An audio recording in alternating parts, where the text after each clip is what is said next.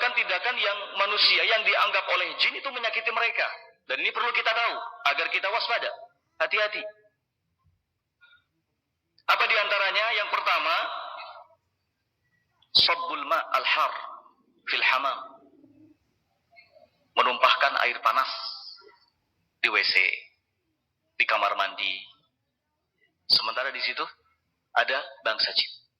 Karena salah satu tempat yang dihuni oleh bangsa jin adalah al-qadhurat, tempat yang di situ memang berkumpul kotoran-kotoran. Ya, hati-hati. Termasuk al-qumamat, tong-tong sampah, tempat-tempat sampah. Itu juga tempat-tempat yang biasa dihuni oleh jin. Maka hati-hati, jangan sekali-kali membuang air panas sembarangan. Kalau kita mau membuang air panas, maka dinginkan dulu lah. Campur dengan air dingin. Sudah itu baru dibuang. Karena kalau seandainya mengenai salah seorang dari mereka bangsa jin, akan dendam. Akan balas menyakiti manusia dengan cara apa? Mengganggunya. Bisa jadi mengganggunya dengan cara tidak memasuki tubuhnya, tapi selalu diperlihatkan kepadanya hal-hal yang menakutkan. Atau jin akan merasuk ke dalam tubuh. Boleh ya, tubuh. Ini yang pertama. Kemudian yang kedua adalah al-baul fi syukuk. Maaf, buang air kecil di celah-celah atau di lubang-lubang kecil. Ya.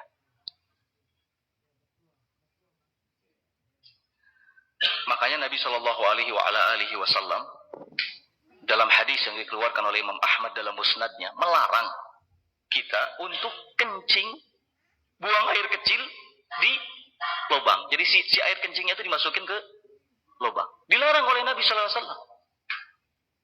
Hadis ini disahihkan oleh Syekh Muqbil rahimahullahu taala dalam Jami'us Sahih. Kemudian salah seorang rawi yang ada dalam hadis tersebut, ya, dalam sanad hadis tersebut bernama Qatadah, mengatakan bahwa sebab dilarangnya kencing di lubang-lubang, memasukkan air kencing ke dalam lubang-lubang itu adalah karena lubang-lubang tersebut tempat tinggalnya jin. Dengan begitu mereka tersakiti, akhirnya melakukan dendam, melukai binatang. Melukai binatang, khususnya anjing dan kucing-kucing yang berwarna hitam. Syekhul Islam rahimahullahu ta'ala menyebutkan bahwa sering sekali jin itu menampakkan wujudnya dalam bentuk seekor anjing hitam. Dan dalam hadis pun Nabi mengatakan al-kalbul aswad syaitan, anjing hitam itu setan. Demikian juga kucing hitam. Ya. Ini juga biasa dipakai oleh jin untuk menampakkan dirinya. Nah, jadi kalau kita bertemu, ya, berpapasan dengan anjing hitam, semuanya hitam, diusir saja supaya pergi. Ya, tak perlu ditembak pakai senapan angin, biarkan pergi saja. Kita usir, pergi.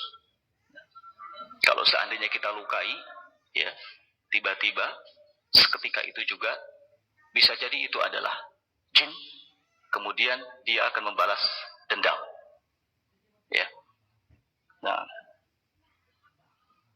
selanjutnya ikhwan fillah rahimakumullah adalah membunuh ular kecil, ular di dalam rumah.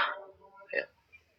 Membunuh ular di dalam rumah tanpa melakukan pengusiran terlebih dahulu. Nah,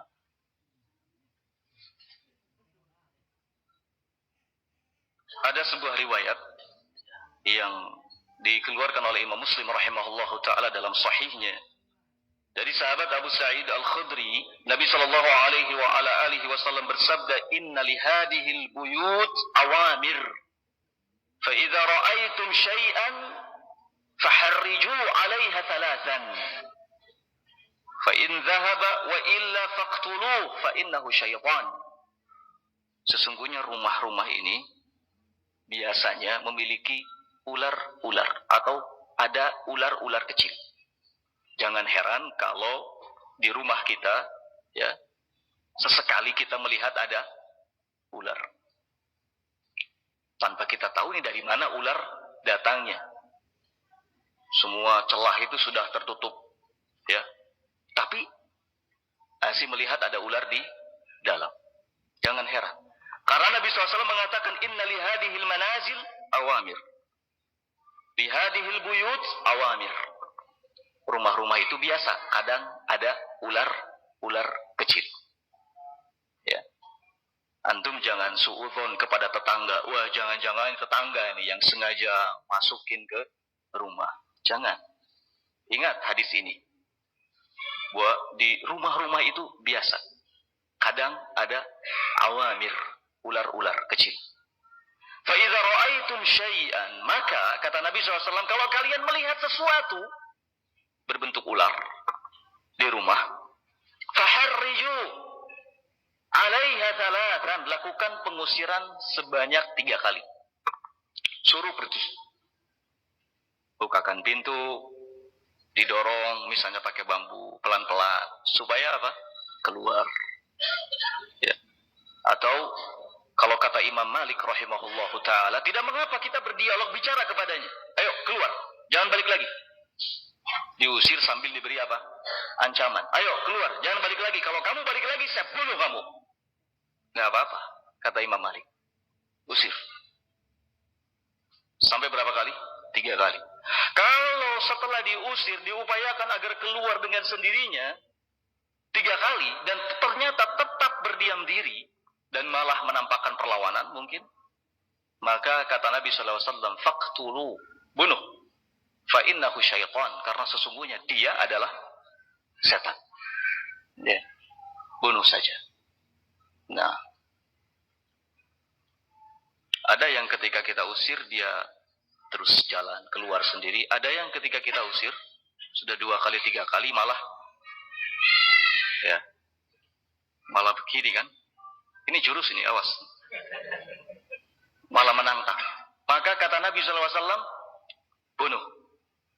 Karena setan. Ya. Jangan langsung dibunuh begitu melihatnya, langsung dibunuh. Ini kalau seandainya ular itu jin, maka dia akan menganggap ini tindakan menyakiti dan dia akan membalasnya. Ya, dia akan membalasnya. Dengan cara apa? Mengganggu. Di antaranya akan merasuk ke dalam tubuh. Sehingga terjadilah apa yang disebut dengan kesurupan. Ya. Nah, ikhwan fillah rahimani wa rahimakumullah, kemudian sebab yang ketiga. Sebab yang ketiga adalah terjadinya kesurupan bisa jadi ini karena ulah atau usil jin yang jahil. Ya. Karena seperti halnya manusia, kalau di kalangan manusia atau di tengah-tengah bangsa manusia juga ada orang-orang yang memang suka usil, jahil, maka di kalangan jin juga sama. Ada yang suka curang, ya.